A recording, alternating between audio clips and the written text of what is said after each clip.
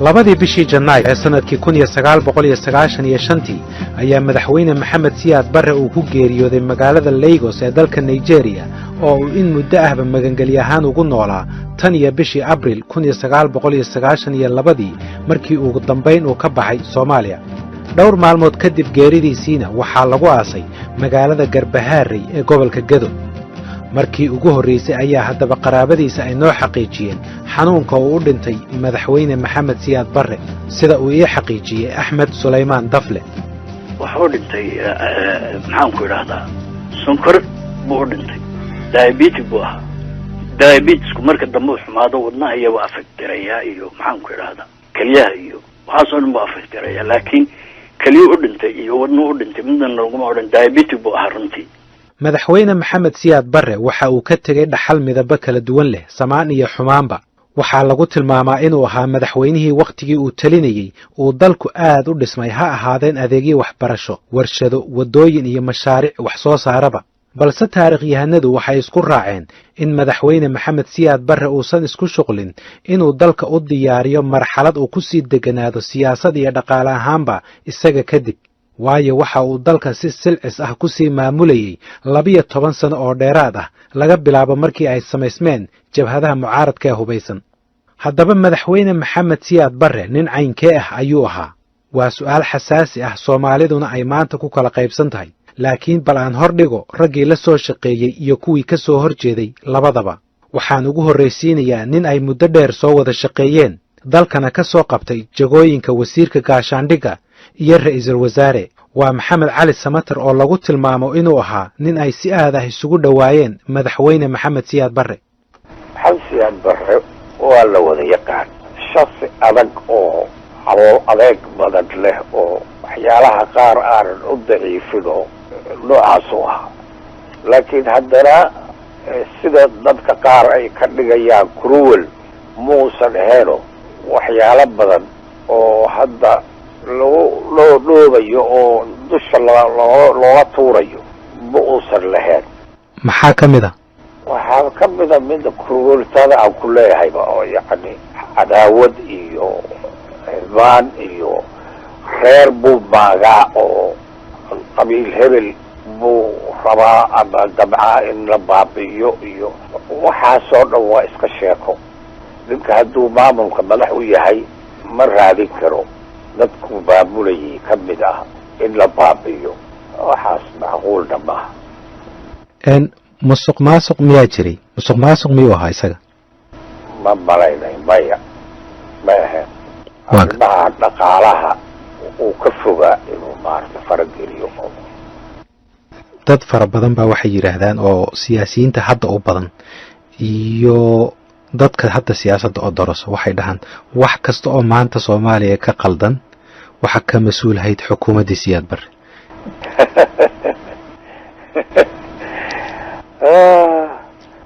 taas jawaab khalada weeye waana nin walbana wuu garan karaa nin walba wuu garan karaa taas inayan soconaynin. dowladdii gacaanka hal isweydiiyo maxay qabatay intay gaartay awooddeeda maxaa dalka u qabsoomay intay xukunka haysay maxaa ka dhismay dalka dowladdaas kadibna maxaa soo baxay hal isweydiiyo marka xaqaa'iqa markaasa loo yimaado. Axmed Suleymaan Cabdalla waxa uu isagu ku dooday in muddada dheer ee Maxamed Siyaad Barre uu ku dheganaa xukunka ay ahayd wadan jacayl ee aysan ahayn xukun jacayl. buugaagta iyo qoraalada la sameeyay xilliga wixii ka dambeeyay iyo waxa la yiraahdaa Siyaad Barre dictator buu ahaa 22 sano wadanka taliyay xukun jacayl buu muddadaas uga talinayay Soomaaliya. maahan wadan jacayl buu uga talinayay wadan jacayl iyo uga talinayay. maxaa kaloo iga sheegi kartaa shakhsiyadiisii? waxaan kaaga sheegi karaa shakhsiyadiisii nin naxariis badan buu ahaa oo ka ugu daran dadka ee isaga ka horjeesta ee la dagaalama ee doona inuu dilo saamaxa haddana taas haddaad dib u raacdo dadku saamaxi jiray waad ka heli kartaa. yaa ka mid ahaa? dad walba cid walba madaxdaa ka mid ahayd madax badan oo madaxdayadii ka mid ahayd oo ka hor timi oo la dagaalantay oo xumaysay yaa ka mid ahayd qaar ma iga xus kartaa rag badan ma xushadayo ninna kuma sheegayo ku odhan maayo hebel ku odhan maaye adigu raac bal recordkiio raggii la xidhxidhay maxaan ku idhaha bal dib u raac waa cumar carte maxaan ku idhaha raggii kale la xidhnaa adigu aniga hay sheegin waxa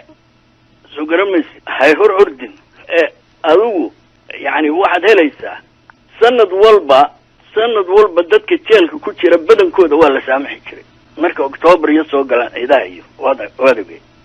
cusmaan maxamed jeelle waxa uu ka mid ahaa golihii sare ee kacaanka xilal wasiirnimada uu ka soo qabtay dawladdaasi waxaa kaloo uu ku jiray saraakiil jagooyin sare ka soo qabtay dawladda madaxweyne maxamed siyaad barre oo 1982 xabsiga loo taxaabay xubnaha kale ee lala xidhayna waxaa ka mid ahaa ismaaciil cali abokor cumar carte qaalib cumar xaaji masalle maxamuud yuusuf weyrax warsame cali faarax iyo maxamed aadan sheekh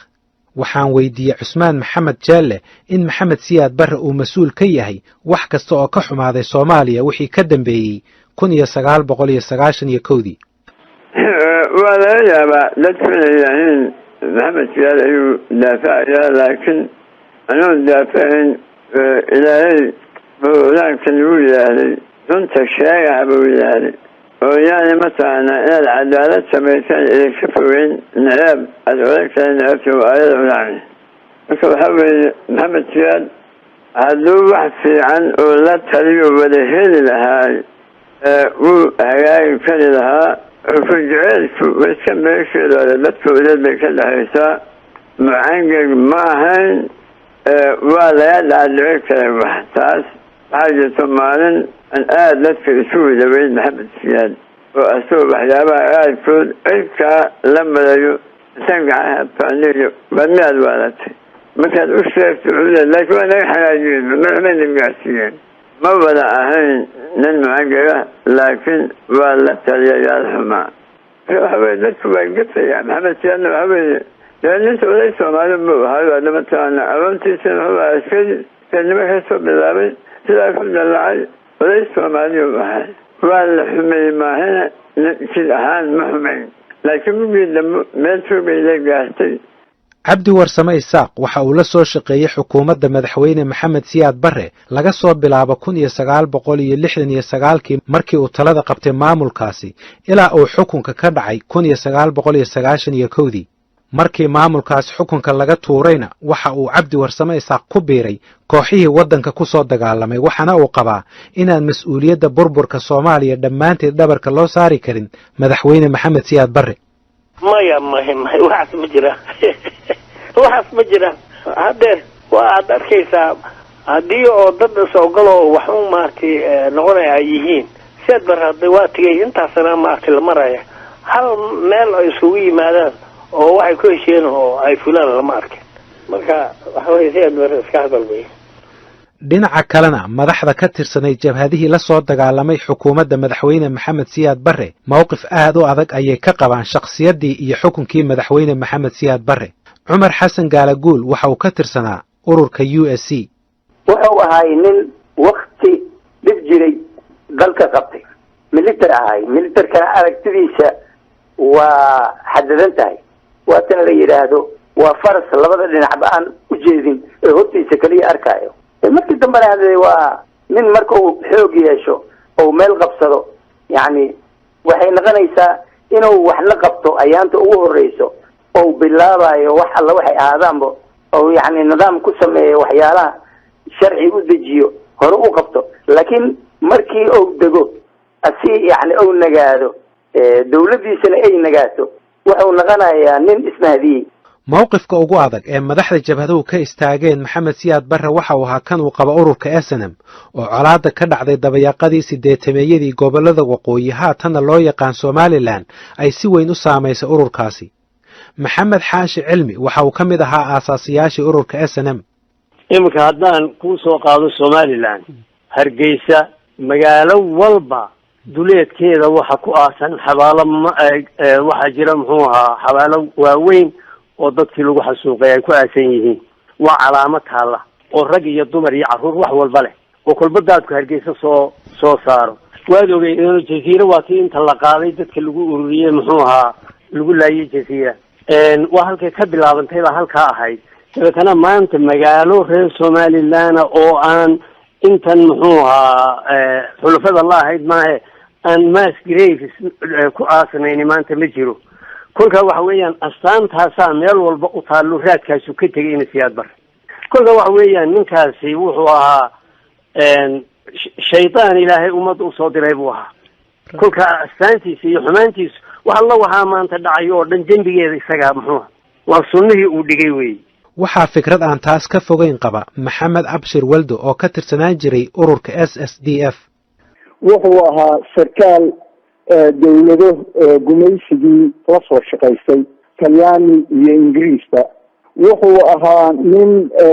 muujiya inuu isku kalsan yahay haddana ficilkiisa ayan ka muuqan inuu isku kalsan yahay wuxuu ahaa nin jecel dadka inuu tuso inuu yahay leader soomaaliya oo afrikaana oo progressive ah horusocda ha yeeshee muxuu ahaa askari ku cadaaday siyaasadiisii iyo taariikhdiisiina miraheedii waxaa laga arki karaa halka soomaaliya ay maanta ku sugan tahay.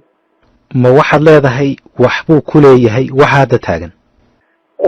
kuma lahaa keliyahe waxa weeye aas-aaskii dugistii soomaaliyeed maamulkiisii bay ka dhalatay habxumada iyo dhaqan xumada iyo qabiilka iyo kala tagga iyo kulli waxay raad ku leedahay oo aanu la dawoodi laanahay waxa weeye habkii uu wax u maamulay iyo taariikhdii uu nooga tegey iyo dhaqankii uu nooga tegey. rag uu ka mid yahay xasan cali mire oo ka tirsanaa ururka SSDF waxay qabaan inaan eedda loo wada saari karin madaxweyne maxamed siyaad barre balse ay tahay inay la qaybsadaan raggii talada la hayay waddankana la maamulayay.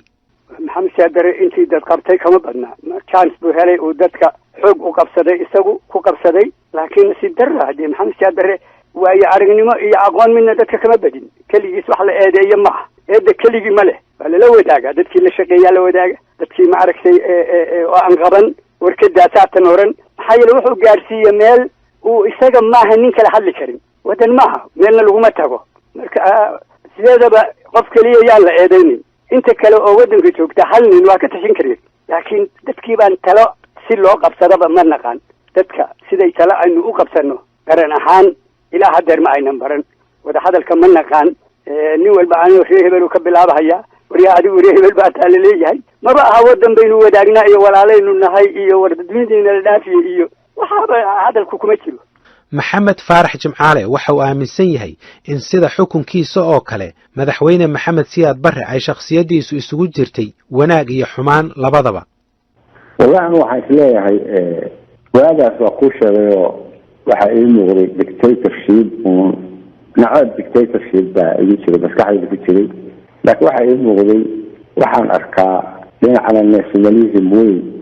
buu lahaa oo nin maaragtay isla weyn buu ahaayo soomaali ah oo isla weyn oo iskala weyn wuxuu dhihi jiray warshadaha iyaga anagu aan la jabjabno oo la kufkufno oo qaladno oo wax naga xumaadeen intii aanu ajnabi keensan lahayn dhinacaas positive buu ka ahaa dhinacana wuxuu ka ahaa inaante xukun jecel oo dictatora oo qofka aan aamini karin dadka maskaxda furan aan aamini karin hadda marka nooc isku jiro ah.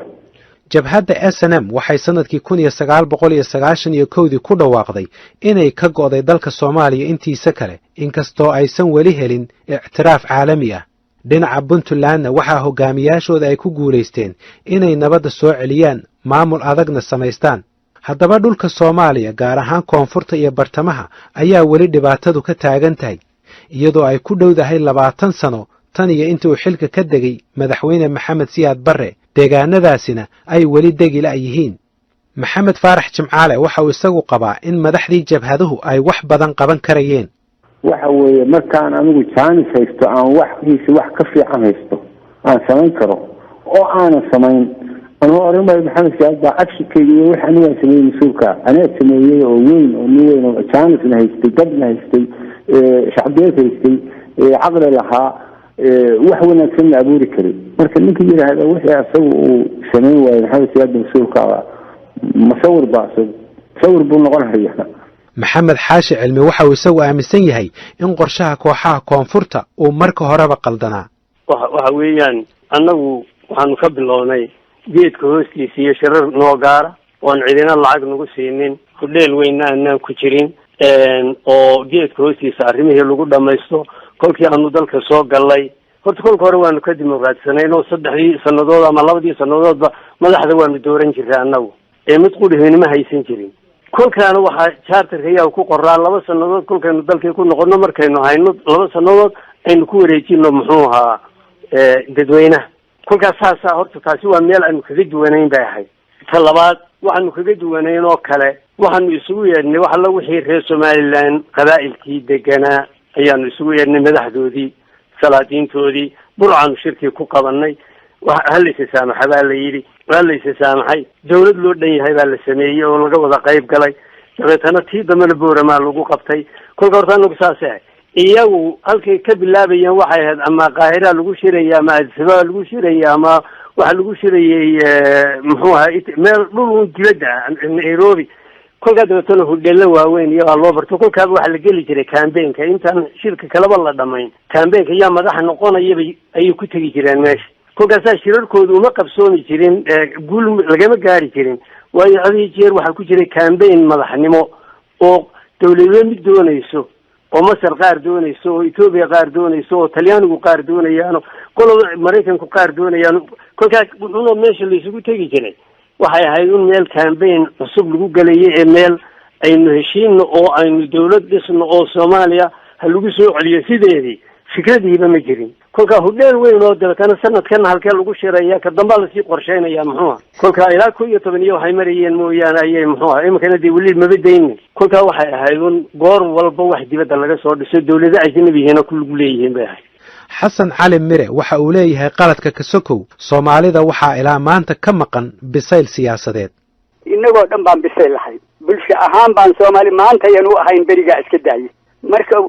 inaguna waxaan eeganaa reer hebel cudurka la yiraahdo ilaa uu ka baxo ilaa uu ka dhamaado Soomaalida ilaahay ka hanuunsho anigu ma qabo inay dawlad dhisan karayaan maxaa jira nin kala fincilaya dadkii wadanka lahaa inagoo la isku keendaray baa waxa la isku qabtaa 7 milyan ama 10 milyan ba dunida intay la egtahay dadka bani aadanka oo nool oo shaqaysanaya intay tiro la egyihiin fiir waxa inaga isu kaaya muujiyay oo odayo aan runtii taariikhna oo qoran lagu aqoonay afkaas wax laga bartay anigu waa yaabanahay shacbigan maxuu loo wareersan yahay madax iyo aqoonyahan iyo jinni walba aqoonyahanku dadku ka mid yahay bani aadan weey qabiilka cidi kagama badna iyaga laftooda marka ummad sidaas ku tashatay ama caqligeedii dhaafi waayey waayeel iyo aqoonyahan iyo mid kasta waa meel la gaari mayso waa ayaan daro weey meel ku lagu gaari maayo in indhaha inta la furo dadku la furo loo dadaalo maalin walba laga hadlo waxa runta ah Israel waa nimankii kaliya isku dayay markay kursi heleen bay iyagina ka baxeen waxay intii waagi joogtay madaxda noqotay